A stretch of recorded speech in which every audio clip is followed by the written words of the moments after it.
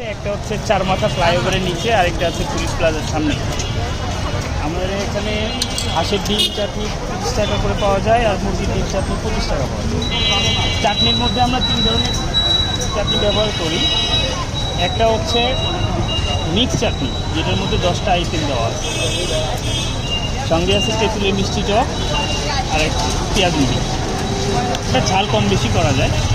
এই হচ্ছে হাঁসের ডিম 30 টাকা।